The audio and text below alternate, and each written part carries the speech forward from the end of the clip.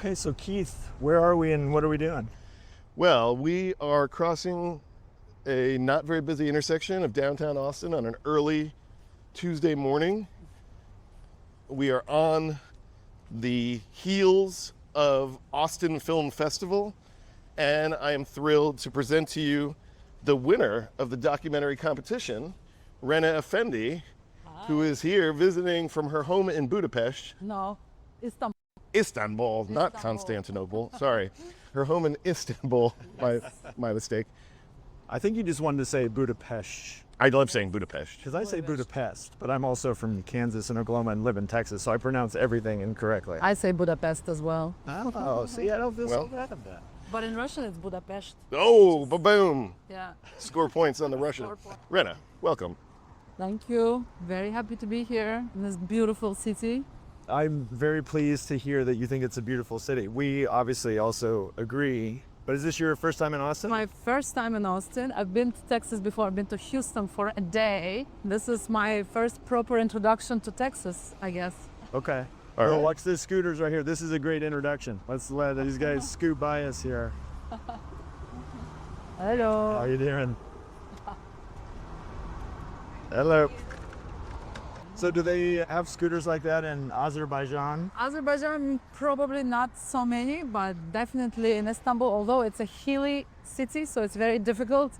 It's kind of a death trap. If you take a scooter up the hill, going down and hitting the highway would be, Oh yeah, you don't want to take dangerous. Sounds problematic. Yeah. Problematic. So, but yeah, we do have scooters along the sea. People take them along the sea where it's more flat. Ooh, look at that, the monarch. Okay. Beautiful. It's not just that we're stopping and getting a butterfly in our shot here with Rena, but So beautiful. that couldn't be more appropriate for Rena's beautiful film, Searching for Satyrus. Yes, that's right. On your left. You're listening to Doc Walks with Ben and Keith. Searching for Satyrus, Austin Film Festival winner, Nat Geo supported documentary, personal film, and a film all about the quest for one particular butterfly, not that beautiful monarch. Not the beautiful monarch, but much, much, much more rare than the monarch. In fact, the opposite of the monarch is one of the world's most common butterflies that travels thousands of miles, migrates from one area to another, so it's seen in all these places. Whereas the butterfly that I've been on the search for is an endemic species, and it lives in one place, tiny habitat on the border between my country, my home country, Azerbaijan, and its neighbor Armenia, two countries that have been at war for now close to 4 decades. It's a militarized border high in the mountains, and it's one of the rarest butterflies and one of the most critically endangered ones, and only 5 people in the world had actually seen it, unlike the monarch, which we just encountered here in Austin. That's right. Wow. Yes, that is the polar opposite. Yeah. Absolutely opposite. Although sometimes it does feel like we're in a militarized zone being in Texas right now with our politics. I think you are. I think you really, as somebody described it, what is it, a blue dot in the Red Sea or something like Yes. that. Yeah. We're a blueberry in the tomato soup. Blueberry. Well, Searching for Satyrus is a film in search of a butterfly, but it is also a film in search of lost family history. It's a film layered in metaphor. It's a beautiful film visually, and it's an emotional film, Thank you. and it's a personal film. It's all of these things. And Rena is a first-time filmmaker, and I don't like that, to be honest with you. Why not? Oh, too many good things all in one package for the first time out. So tell us how you got your start. You're a photographer first. Yes, I've been a photographer for about, I guess, over 2 decades now. I started in early 2000s. Funny story there. I was working in an office back then for a US embassy. And there were 2 invitations that came to my desk. One was for the opening of the first McDonald's restaurant in my country. Here's another monarch. And the other one was for the opening of a photography exhibition called East of Magnum, which documented history of Soviet Union after the collapse. By Magnum my photographers? famous Magnum photographers. Nice. So guess where did I choose to go?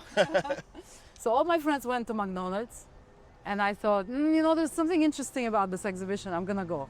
So I went to the exhibition, and for the first time in my life, I saw photographs of my reality depicted with the emotional, artistic eye of these masterful artist photographers and journalists. And that was the moment when I thought, it was just one of the wow moments. I stopped and thought, I could do this. I picked up the camera, couldn't put it down. I went to the streets, and that's how it all started for me. So I became a storyteller with the camera. So there was the visuals first, really. The visuals encourage you to tell stories. Well, I think it's not the visual so much as the relationship, like the context of seeing her life depicted by these photographers. Yes, it was true, because the way we remember our history is very bleak, right? It was a very bleak history. It was very tumultuous period in our lives, especially the last few years leading up to the collapse. It was, you know, economic stagnation. I remember standing in queues for food, for basics like butter and meat and milk with my mother. My mother would scribble a number on my palm, like 140 or something, and keep me in that queue, and then walk over to the other queue and queue up for other basics. And 140 would be, I would be the 140th person in the queue, standing and waiting for basic things. And we had ration cards, so we could only buy this much butter, this much meat, and this much, you know, flour and milk and basic goods. We didn't have water for you know, weeks at a time, no gas. Everything was collapsing, and we watched the country collapse in front of us. And then, of course, I'm sorry, this is in Azerbaijan. This is in Azerbaijan. Azerbaijan was part of Soviet Union, so Right. that's how I grew up. And in these years also, towards the late 80s, you know, early 90s, up until the 91, when the USSR finally dissolved, it was also the year when the war began with Armenia. So we had communal violence, we had Russian tanks on the streets, you know, so we had, how do we cross this? You want to fight through this, or you want to just kind of work our way back to the park? We kind of... Or we can why don't we walk just back. flip around? Yeah, This we is can so walk back. nice down here. It's fascinating kind of hearing your story of growing up in a time of war, in a time of like massive upheaval, the fall of the Soviet Union in 1990, 1991. Yeah. This is also the same time when your father passed away. My father, exactly. So my father was sick and dying slowly of cancer. And so watching all of that as a child, as a teenager, at the time when, you know, your hormones are playing a trick on you, and when everything is falling in front of you and collapsing. So that was very bleak. So for me, when I saw these photographs, there was something very emotional in them. The way these photographers were able to depict that reality, but in a very emotional way. Also, you know, I grew up in Soviet Union. For us, photography was used as propaganda, was used as state propaganda, and we only saw pictures of success, you know, happy pictures picking up hay and doing this like agricultural labor, or workers, strong workers. So it was all, none of it was true. So these pictures, for the first time, I saw emotional moments, personal moments, truthful moments. And that was something that struck me as, you know, you can actually do this as a photographer. You can go out there and you can tell stories by laying out the visual narrative with pictures, you know, with still images. Right. That have this power to arrest reality, to arrest the moment, capture the moment, freeze it in a way that can touch people, you know. And your father, who was a famous scientist, which is what your film is about, Yeah. and he studied butterflies, Yes, lepidopterist. lepidopterist. What was his reaction to you wanting to be a photographer and then a film? Back then when I became a photographer, he was already gone by then. So I was just 14 when he passed away. He passed away in March 91. Oh, I'm sorry. That Yeah, been so by hard. then he wasn't around. Let's go here. But it's a good question. I always wonder what he would have thought. I think maybe he would have probably supported it, because he also sort of chose a very ridiculous profession, right? You know, as a student, he went to university to study geology, which was a very lucrative field because Azerbaijan had a burgeoning oil industry. So as a geologist, like, that was sort of a logical thing for someone to do, to study geology, especially for a man. It was quite in demand, that profession, among men.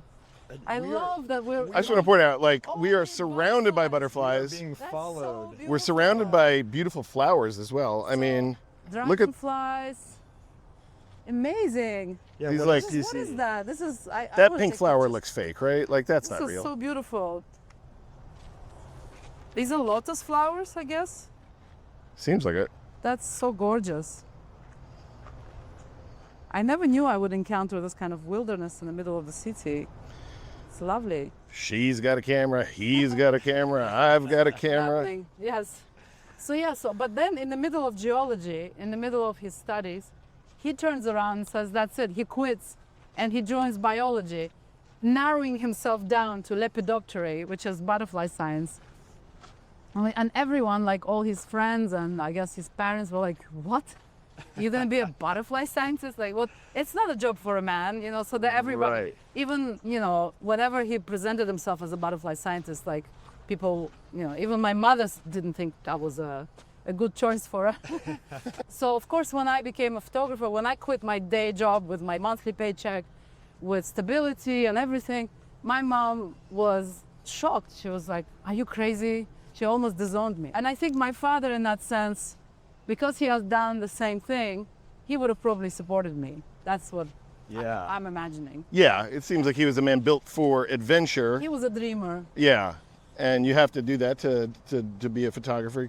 Because you have to be able to have to drop be- into a situation and kind of connect dots that other people aren't connecting and Yeah. see the humanity in the people there, see the beauty in the landscape. What were you going to say, Ben? You have to be... I was going to say you have to be a dreamer and not listen to people telling you that it's unrealistic. That is crazy. To Yeah. be a photographer, a documentary filmmaker, Yes. to study butterflies. And so I guess it sounds like you had that sort of gene. You, I think so. Yeah, you were exposed to that at an early age. And did that sort of help you, I don't know, become more fearless maybe in your profession? I think maybe, I mean, watching my father, how dedicated he was to, how devoted he was to his craft. I call it craft sometimes because the way he pinned the butterflies and spread the wings, it's almost like a work of a jeweler, you know, like it's very precise with, you know, very steady hands. Also, he drew them very beautifully, like with scientific precision, like the butterflies came alive in his drawings as well. So yeah, the way he dedicated himself to that work. Was like an artist. It was it was a form of art, and I always admired that. I admired that dedication, and I wanted to have something in my life that I could dedicate myself Right. in the same way. And up until I became a photographer, I didn't have that. You know, I had a job. You know, I was just kind of going in, punching in hours, and then that's it. Talk to us about the early days of your photography and kind of like what drew your eye. You know, the first years was literally walking around the neighborhood where I grew up as a child. And around the house where I grew up was this area called Mahalla, which if you translate it from Arabic, it means neighborhood. But it was this kind of rundown area, almost like a slum, which with the infusion of oil money that came in sort of mid to late 90s, started transforming, developing. So what happened was it was in the center of the city. So you all know gentrification, right? Look around. Yeah. Look So it was in the middle of the city, so it was good real estate. Yeah. So what they did was they started buying people out of their old homes and wiping out these beautiful old traditional homes and cultures. And for 4 years, I walked around documenting that change, the urban transformation of my city all around. What city is that, Rena? That's Baku, where I was born and raised. So that became basically my first big project. I saw how the face of the city was changing. So there was a lot of issues with that. Yeah. And I documented it as a social documentarian. I went after that kind of subject. You know what's interesting years. about that is like the history of documentary. There's a whole genre called like symphony cities or city symphonies. Yes. Where it was a lot of Russian filmmakers, honestly, who started doing that and just basically making like a portrait of their cities, but they That's were what I doing did. it with motion. Man with the camera. Motion, Man with the You know, camera, which is- man with a movie camera. Man with a Yeah, movie camera, yeah, that's yeah, right. yeah. So did you feel like when you were getting started that you were capturing independent moments, or were you putting together a broader story? Did it change over time as you were? I was putting together a portrait of my city through portraits of the people that were no longer part of that landscape. You know, they were pushed to the edges of the city, their homes were destroyed, they were disappearing. I was obsessed with capturing an identity, a cultural identity of a place that was transforming and disappearing in order to preserve it for posterity, basically, or for myself. You know, at the time I had no idea what's gonna be with, you know, where I'm gonna go with this photography, crazy job of photography, right? I just started taking pictures. And bought so film. how old are you in this period? So I was in my early 20s. So this is 2001.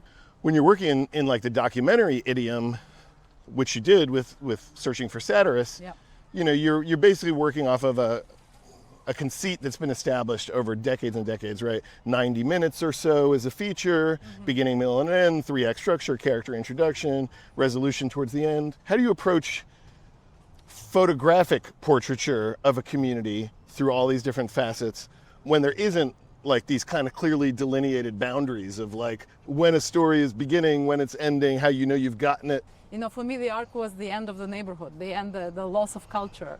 And literally, I'll tell you, that story from Mahala, from that neighborhood, the way it ends. I was walking down the street with my camera, and I have a very funny camera. I work with a Rolleiflex. It's, I don't know. Is that a medium format? Medium format camera. Kind of, you look down into twin the reflex, look down. Looks like one of these, you know, it looks like a music organ little box, you know. So I walk with that camera, and then there's a man, an elderly man. He comes up to me and he says, "Can you come with me to my house?" And I asked him, "Okay, I'll come. Why?" He said, "It's my mother's last day of life. She's dying, and I want you to photograph that moment." I said, "Okay," because he said, "I want to have a memory." So I walk in with him. I open the door of his shack, and there she is. She's lying in bed. There's this light streaming from the window. She's breathing really heavily, and I remember myself like holding my breath, like kind of. I felt like if I breathe in, I will somehow breathe in death. I don't know. It was my first time seeing a dying person like that on the last day of their life, so close. I stood frozen, and I was not alone. My photography teacher, because I was just beginning, was with me, and he saw my stupor, and he's like 2.815, like aperture and shutter speed. Wow. So I did 2.815. I steadied my hands. I held my breath. I took a photograph. I walked out. Next day, I developed a print, you know, gelatin silver print in the darkroom. I walked to the neighborhood, found the man in his house. Mother was gone. So that's the last picture in the series of that mother dying.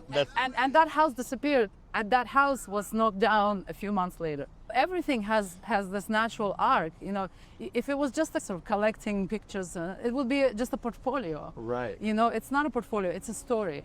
Well, I love the fact that not only does the story have an arc, but the storyteller gets to decide what the arc is for them. Course. And so for you in that moment, the story and you met together, and that realization came through. This is complete. Absolutely. And every single story I've ever worked on has that kind of last picture moment. Sometimes it just happens naturally. Sometimes you have to think about it, but it always needs to conclude somehow. And that, I think, that informed my storytelling as a filmmaker as well, because it's sort of like the basic rules of storytelling, you know? Rena, let's stop here for a second, because I'm so taken with the idea that like your first project as a photographer was documenting the transition of the city. Yeah. And we're in a really interesting place for that in Austin. So if you look over here, that's the state capitol. Yeah, right? That's like see. arguably one of the oldest buildings here in this skyline, right? And then as we sort of like pan across, we're in this park that Keith has built like within the last 5 years or so, the Moody Amphitheater, and then if you come over here, then you start to see Tech bro architecture. Tech bro architecture. Tech bro architecture is the name of the game in this town lately. Yeah. We are sort of in an interesting, like almost inflection, like pivot point of Austin with the Capitol framing, kind of anchoring the whole thing. Yeah, it reminds me of Baku. It's basically this kind of hodgepodge of the old architecture from the Middle Ages, you know, the fortresses, and And then outside the fortresses, you get this European architecture, because I don't know if you know anything about Azerbaijan. Well, you, I do as not. Texans, you probably relate to it. The first commercial oil fountain gushed in my country. Okay. So some of the investors, like the Nobel brothers, the Rothschilds, they made their money in Azerbaijan with first oil. That was turn of the century. So that's where oil history comes from. And I'm sure they turned that money right back around into the community and Exactly. supported everybody. They actually kind of did. No, I'm not sure about Rothschild, but the local oil magnates that became rich with oil money, they built hospitals and schools. Okay. They also built mansions, like European-style mansions, because what happened, they started traveling abroad to Europe and seeing all this architecture, and they wanted to bring that spirit back home. So outside the medieval fortress walls, you have this incredible Art Nouveau European architecture. It was literally like an oil baron would travel abroad with his wife, and the wife would say, I love this Venetian palace. And he would build it as a surprise. There was one who built an opera because he wanted to impress an opera singer. You know, so these were the stories of the city. Outside of that, you get Soviet blocks, cinder blocks, right. the misery, right? Kind of like looks like that, like Right. this, whatever that is, parking lot. Yeah. So we have all the star architects, and that's come with the new oil, the influx of the new oil money. So you get multi-million-dollar buildings, sky rises on the edges of the city, and sometimes in the middle of the city, taking over old neighborhoods. Yeah. So, you know, we have the old building, you have the park, you have this new. So you feel right at home. I feel kind of at home. Yeah. We are here like smack dab in the middle of a butterfly migration, and obviously that tees up Searching for Satyrus. Can you talk a little bit about the birth of this film and kind of how you got started wanting to tell the story and the first steps that you took? The birth of this film, I guess, that came about on that day when I looked up my father's name on the internet. I put his name in the Google search bar, and I discovered there was a Wikipedia page about him, and I started reading it. And at the bottom of the page, there was another link leading to the link of this butterfly called Satyrus Effendi, named in honor of my father, by his best friend, a fellow lepidopterist called Yuri Nikrutenko. He was Ukrainian. And I started reading about this butterfly and realizing where, you know, the characteristics of this butterfly, where it flies. So it flies, again, on the border between Armenia and Azerbaijan, two countries at war. The border is high mountainous terrain, over 3,100 meters above the sea. I don't know in miles how. It's about 10,000 feet. Yeah, it appears only once a year for 2 weeks, then disappears. The season of flight shifts. It's one generation butterfly, not like the monarch. Monarch, you know, several generations throughout the year. This one only once, right? The caterpillars of this butterfly feed on a very rare endemic plant that only grows in that habitat and nowhere else in the Oh world. my gosh. So this is like one of the rarest species. One of the rarest species of the butterfly. So I started looking up, like, who knows this butterfly? And I found this Russian scientist who wrote about it, who apparently collected some specimens from the habitat. So I get in touch with him, and he writes back, wow, I can't believe you were the daughter. This has been the butterfly, my obsession for 5 years. And nobody believed it existed. Everyone, all the scientists thought it was a myth, that it's not real. Like, my goal was to dispel the myths, to go out and find it, and I did. And as he did, he went to this exclave that is sort of surrounded by the militarized border, and he was arrested for being a Russian spy because he wasn't supposed to be there, and interrogated. We have to stop for a second and just explain what we're walking through here. Oh. There's some kind of children's dance party happening under this beautiful Very cute. live oak. If you're in Austin on a Tuesday morning, Waterloo Park may be the place to be if you're a 4-year-old. This is the spot. So I want to recenter here, Rena, because you were 14 when your dad passed away. Yes. And when was it that you woke up one day and said, I'm going to do a Google search? Sorry. So obviously in '91 there was no Google. So, and I was quite bitter as a teenager when he passed away because he led a very difficult life that brought a lot of pain to me, my mother, our family. So I was really bitter with him for many years. I would say probably the first decade, I didn't even want to think that I had a father. But then, as I became a photographer, I started encountering people who knew him. Yeah. Other photographers who traveled with him when he went butterfly hunting, they photographed the butterflies with him. And they all started telling me stories about him, like what kind of man he was, how amazing he was, his great sense of humor, you know, how charismatic he was. So I became curious about him. And that was also the time right before my father passed away. I learned that he had a parallel family, that he had another daughter. So I met my half sister for the first time right before Wow, my right before father he passed away. right before my father passed away. And you were 14 and I was she 14. was She was 14. So we were the same. We were 9 months apart. parallel family is a very kind way and a generous way to describe that You're gonna have to situation. watch the film to figure out what went on. I'm not gonna disclose more details. No, I appreciate that. And I want to say, like, this is a film, it's easy to kind of get sucked into talking about butterflies, which are beautiful and mysterious, and the photography of the butterflies really brings them to life. Yeah. But what spoke to me in the audience is the family story and the layers and the personal discoveries that you were making, the kind of adventure you go on, almost in parallel to your dad's Yeah. collection of butterfly knowledge. You're collecting personal family history. I'm picking up breadcrumbs he left behind Yeah. through the people that knew him, that encountered him, the other people who loved him. That's how it started. So it led me to, it kind of expanded my curiosity a bit, and I realized like I could heal from all the trauma. Oh my God, look at this tree full of butterflies. Sorry, this is just crazy. This is so beautiful. We made a couple calls. Sorry. Once we booked this, we were like, we need to do something a little extra. That's amazing. Wow. Look at this. This is pure magic.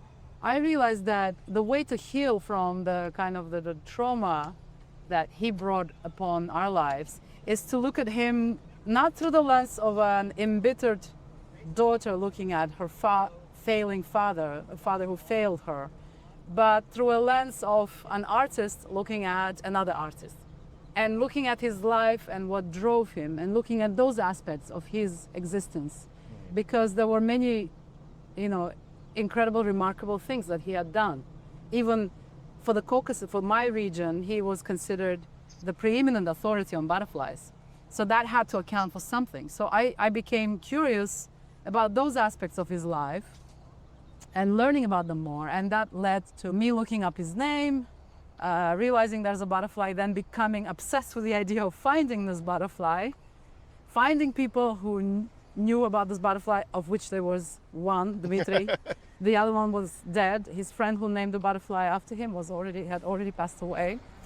And then setting out on a journey to track it down. And so that's how the idea was born. How did you start this journey? Like, what was your first step in development? In that year that I found about the butterfly, this was 2017. At that time, we were still in a state of war. We are still in a state of conflict with Armenia. Back then, it was a frozen conflict, but the lands around the habitat were still occupied by Armenia. So I had no access to these lands as an Azerbaijani. I couldn't go there. Right. It was under military occupation, right? So in 2020, Azerbaijan waged another war against Armenia and recaptured those lands. So they've become accessible to Azerbaijanis. And I was able to actually travel and follow the path my father always went on from Baku across this region of Nagorno-Karabakh.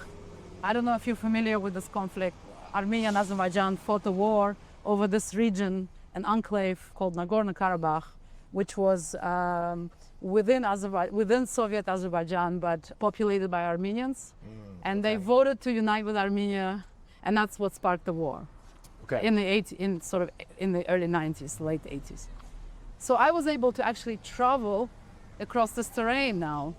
And in 2021, I got a small seed grant from this sort of initiative by the World Economic Forum called the New Narrative Lab.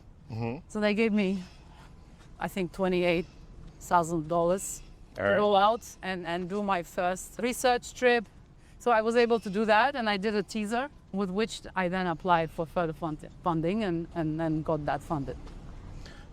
And so when you're in the process of getting started, Yeah. because you've had 20 years of photography experience and you've worked with, you know, powerful institutions like Nat Geo, who did you build out your team of collaborators with? Tell me about that. I called up a producer called Matt Fletcher, with whom I worked on a few National Geographic projects, and he became my producer. And then I was chatting with my friend and colleague, another wonderful filmmaker, Lana Slezik, who made a feature documentary that premiered on Hot Dogs. And we were talking about filmmaking and ideas, and I told her about my idea, and she's like, I want to be involved. I said, yeah, I want you to be involved. So she became my producer. So these were the first two people that I was in touch with. And they've come on board since then. They've become producers for the film. And yeah. And then I applied for a grant at the National Geographic Society, a storytelling grant. And I was lucky enough to get it and get fully funded. Well, so much of our audience is emerging filmmakers, and they're people who have a story they want to tell. And they're trying to figure out those first couple steps. And, you know, I was surprised when I saw your film at how pro it really felt and came together. It didn't feel like a first-time filmmaker. It felt like somebody who had really put together a great concept, a great team, and had made like a lot of wise decisions. And so it stands out not only as a great film, but as a great first-time film. I'm curious, like, before we move on, like, what did you learn that was different than your experience as a photographer, especially in those early days, like in the first year or year and a half of the project, as you're just trying to figure out, does it have a chance to be real? Oh my God, so many things. I mean, it's such a different process. First of all, photography or photojournalism is a very kind of lonesome trade. You often end up alone, or maybe two people on the road. I did a lot of work alone because my first years I was exploring my own surroundings on my own. I didn't have a fixer, I didn't have a translator, I didn't have a driver. I just literally walked around on my own, traveled sometimes on my own. But you know, you do work in a team, but it's probably like 2 to 3 people, right? In this case, you have to work with a big team. Yeah. And you have to work with people who have emotions, who have disagreements, who have, you know, their own opinions, and you have to balance all of that. So it's like a leadership challenge, you know? Yeah. Aside from being, you know, creatively involved, you have to be sort of navigating these like, you know, team dynamics, right? So Right. which was something that I had to learn on the go. We should stop right here and frame up a beautiful shot of you in the Capitol. All right. Because this is pretty amazing. What do you think of when you look at that building there? Oh my God, I don't know. Should I have emotions? You're allowed to. Don't.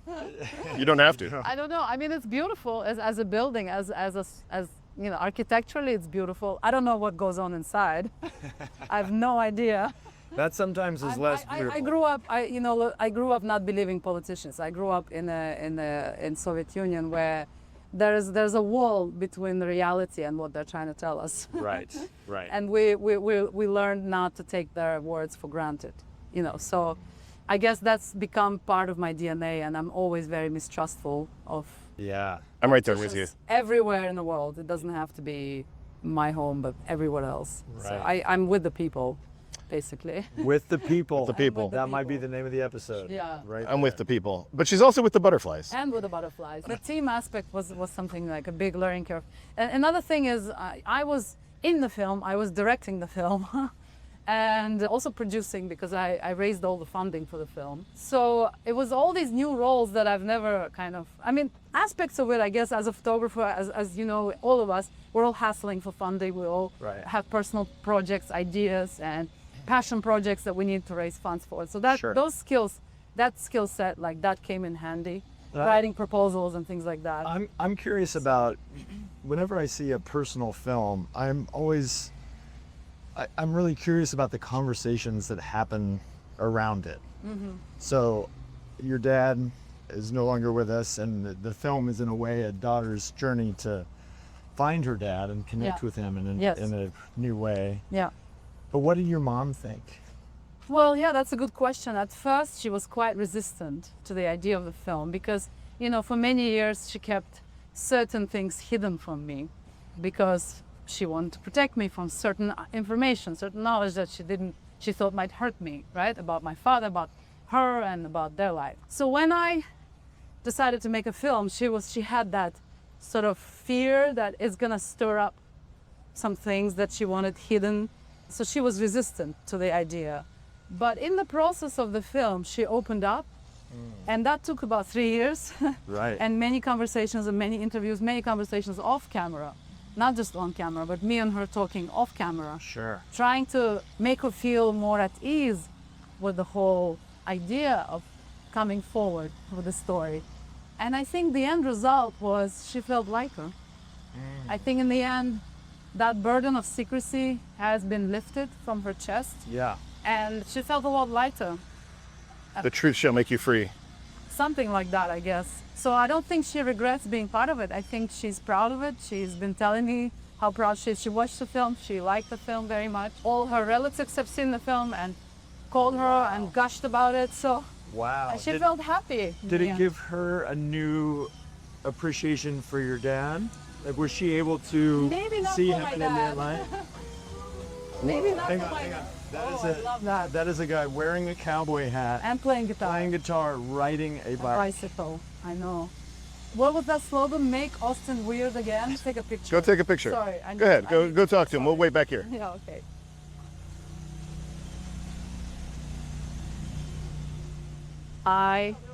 But I took a video of you playing. You're so wonderful. If you move down it. Or I'm from Azerbaijan. Oh, can I get a picture of you? Yes, let's do a selfie first. Yes, man. Azerbaijan. Even Azerbaijan. Exactly, I'm the first one, right? That's nice. That's amazing. This is why I like Austin. Yeah, there's lots of weirdos around here, and But it's wonderful. enjoy the day. Sure. All right? We're fair using this.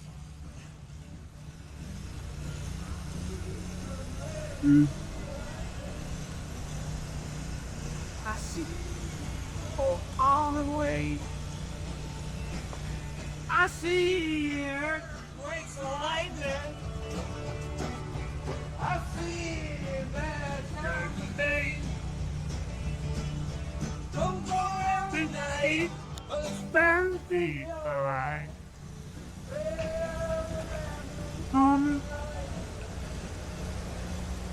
That's so amazing. Picking and pedaling. Picking and battering.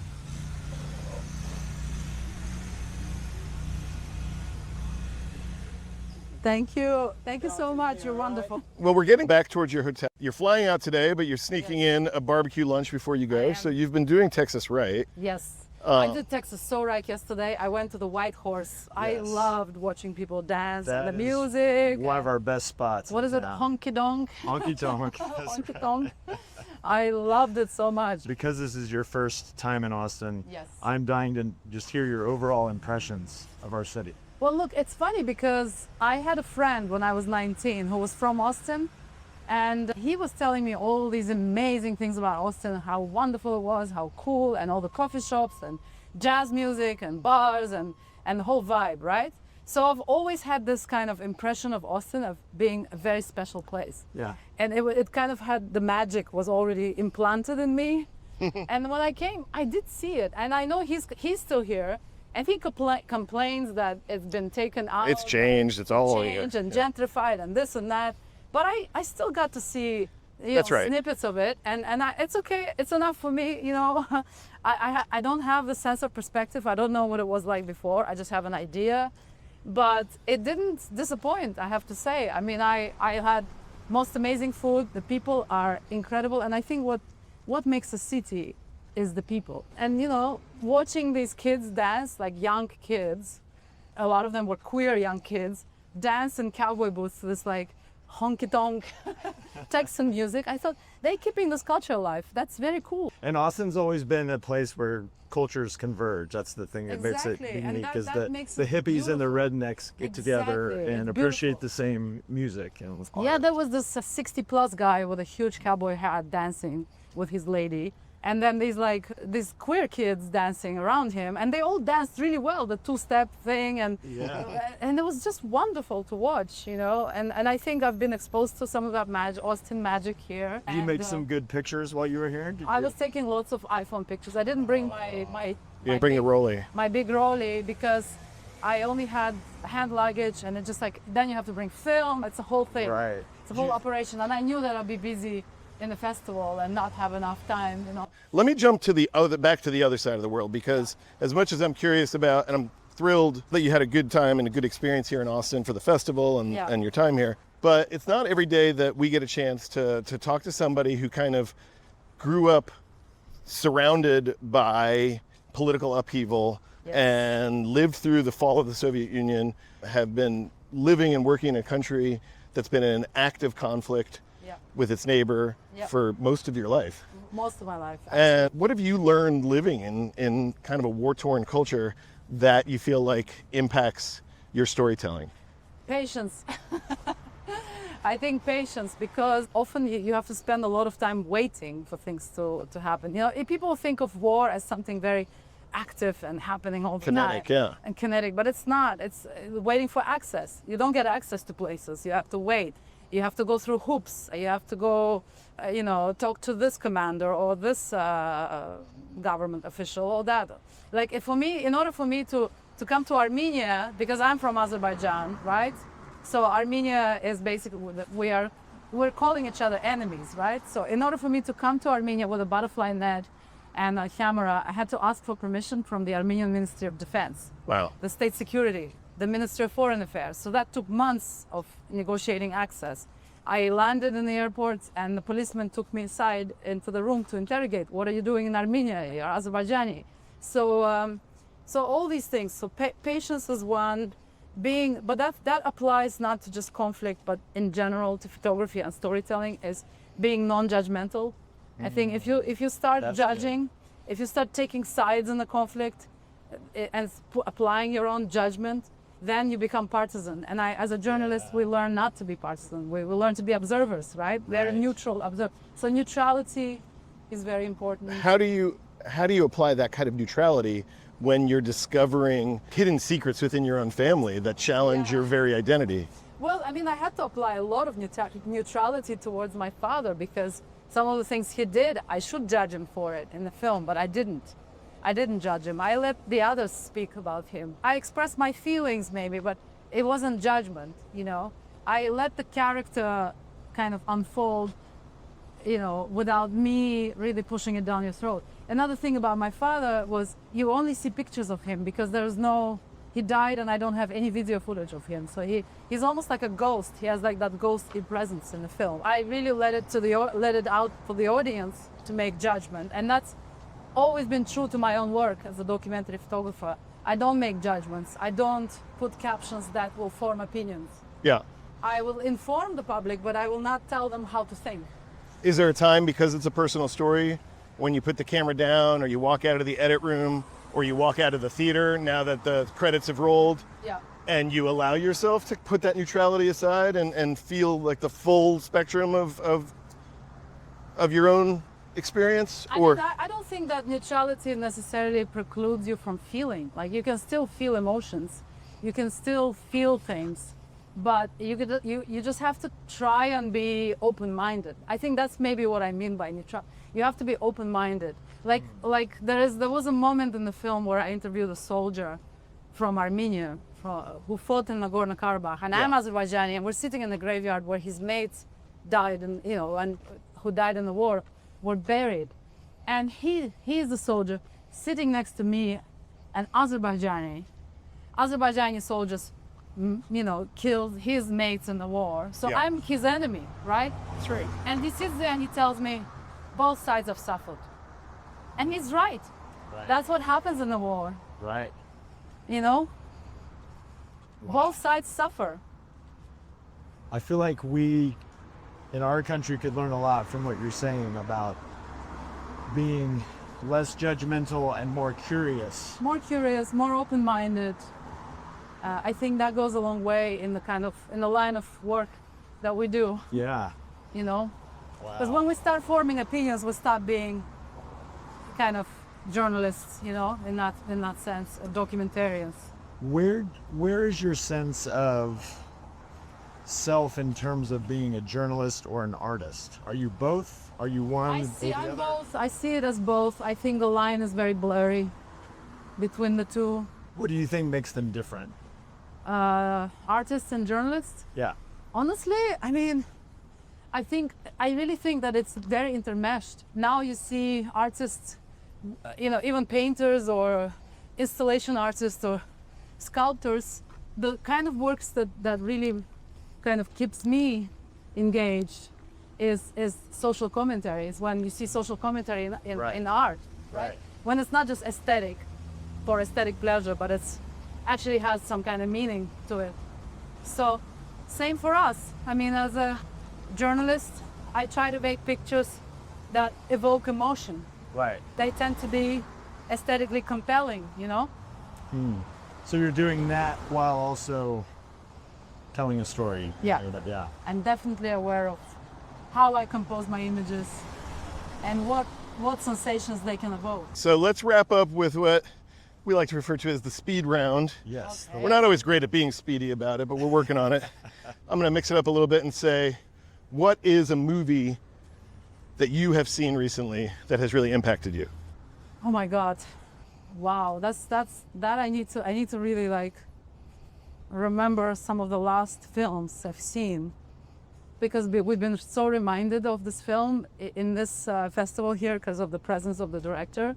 Celine Song's Past Lives made a huge impact on me. How she was able to portray the very deeply human emotions, but without being grandiose about it, but being humble about them, you know? Yeah. And that humility really comes across in the film. Past lives. In Past Lives, yeah. So for me, that was very special. What would your advice be to a young filmmaker just starting out? Well, I'm a young filmmaker. I'm the old young filmmaker that's starting out. Stay true to yourself, rather than trying to pander to whatever is in demand. I think staying true to yourself, to the story. Stick to the story. Stories matter. You know, you have to nail down the story aspect of it. Yeah. I think that's the most important. You see sometimes films that are beautifully shot, have a great cast, but the story is not nailed. I think focusing on the story aspect is the number one thing that you have to do as a filmmaker. You know, you have no idea how many darlings I had to kill just to keep the story intact. You have the beautiful footage, you have this and this scene, but that scene will take you out of the story. Sorry, that you can't have it. Yeah. So be brutal. Tell Darlings.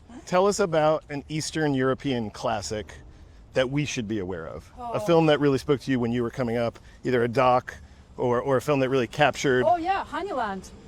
I don't know if it's Eastern European. yeah, we've seen that. That's beautiful. Honeyland is amazing. That I is love that film. It's about a beekeeper. It's so beautifully I'm drawn to photographed. stories. I'm drawn to quieter stories like that. There's no sort of like crazy drama happening. It's not like, one of those gripping tales. Yeah. But I'm drawn to it. I get hypnotized by stories like this. That makes sense as a photographer that you'd Yeah. love that film because Yeah. it is so gorgeous. It's very beautiful. Yeah. Yeah, it's beautifully shot. Rena, wrapping it up, I know that Searching for Satyrus is searching for distribution. Searching, very, very much searching. So people are going to check this podcast out, Yeah. and they are going to fall in love with you, and they're going to fall in love with this story. Want I to hope know, so. want to know the story of your dad. Want to know the story of these butterflies.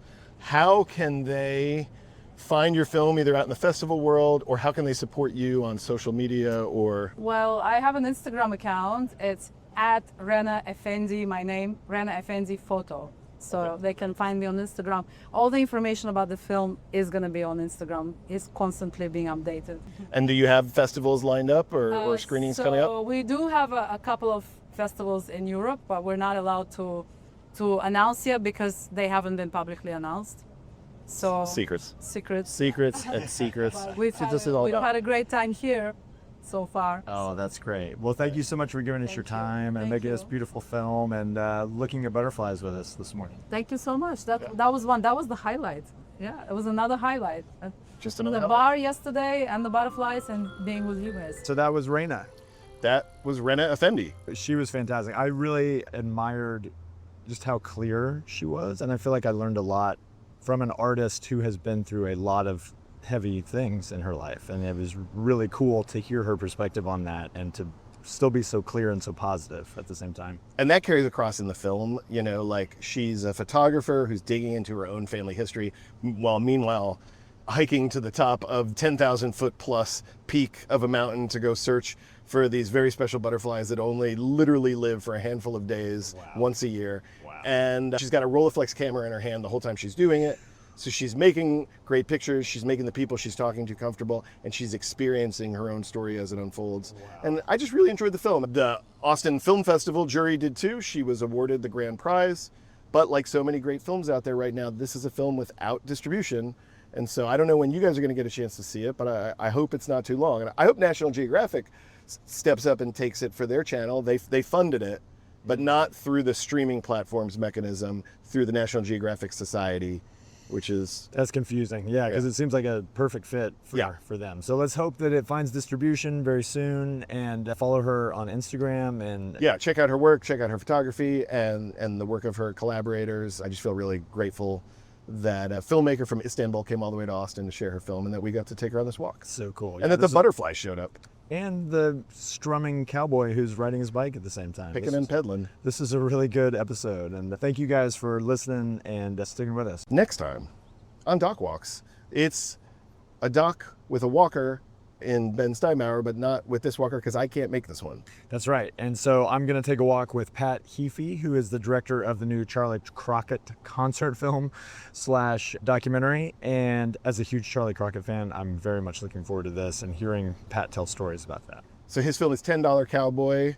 Charlie Crockett is a Texan crooner, singer-songwriter. Who's really experiencing like a whole new wave of popularity right now. So I'm really excited to get to spend time with Pat and to learn more about Charlie. And well, I'm excited to check out that episode. Thanks, Ben, for putting that together, and thank you, well, Pat. I'm carrying the load around here as usual, Keith, but I'm happy to do it. Yeah, Ben's been carrying a load all right. Thank you guys for walking with us and for listening, and we'll see you next time. Doc Walks is produced, directed, and edited by this guy, Ben Steinbauer. Hello. And my friend Keith Maitland of Go Valley, and we have help from... Well, we couldn't do it without Dayton Thompson, our co-producer. That's right. And we also have people behind us at the Bear and over at Go Valley backing us up and making sure that we get to bring these episodes to you every week. We hope that you will comment and join the conversation. Subscribe, do all the things, tell all your friends. Send recommendations on filmmakers to walk to. If you're a filmmaker and you want to go on a walk, hit us up. Let's do it. We'd love it. All right, thank you guys. We'll see you next time. We'll catch you on the trail. Next time on Doc Walks. One foot in front of the other. Stop talking. Follow us at Doc Walks Pod on Instagram, X, and YouTube.